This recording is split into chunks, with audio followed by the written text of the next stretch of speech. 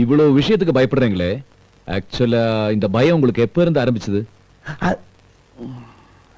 அது நினைக்கத்தான் பயமா கிடக்குது டாக்டர். எதுக்கு நினைக்கிறீங்க?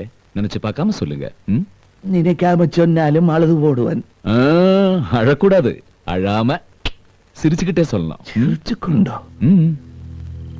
அது மெத்த கடினம் தான் என்றாலும் முயற்சி செய்து பார்க்கிறேன். சின்னன்ல எல்லாரும் இந்த தைரியமான பிள்ளை என்றுதான் சொல்லுவேன். நானும் அப்படித்தான் இருந்தேன். அந்த நாளில எங்கட ஊர்ல ஒரு கலவரம் வந்தது. என்ன கலவரம் என்று அன்றைக்கு எனக்கு விளங்க இல்லை, இன்னும் விளங்க இல்லை. திடீரென்று ஒரு நாள் ஆகாயத்திலிருந்து கூரையை பிச்சு கொண்டு வீட்டுக்குள்ள நெருப்பு துண்டங்கள் மாறி வந்து விழுந்தது. செல்லடிக்கிறாங்கள் என்று கூவிக்கொண்டு அம்மாவும் அப்பாவும் என்ற கையை பிடிச்சு கொண்டு வீட்டுக்கு வெளியில வாஞ்சவங்க. அப்போ ஒரு நெருப்பு துண்டு அப்பாவின் காலில வந்து பட்டு கால் துண்டாடி போட்டு ஒற்றேட்டாத்தான். அம்மா குளறி அழுது கொண்டு புடவை தலைப்பை எடுத்து காலில கட்டு போட்டவர். சொல்லுங்க. அந்த நேரம் பார்த்து இடும்பு தொப்பியும் கையில துப்பாக்கியமாக 4-5 பேர் அங்க வந்தவங்க. ஊர்ல எல்லாரும் என்ற அம்மாவை நல்ல வடிவான மனுஷி என்றுதான் சொல்லுவினம்.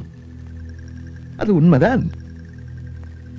அந்த வடிவ பிழையான எண்ணத்தோட அந்த இடுப்பு தொப்பிக்காரங்கள் பார்த்துட்டவங்க.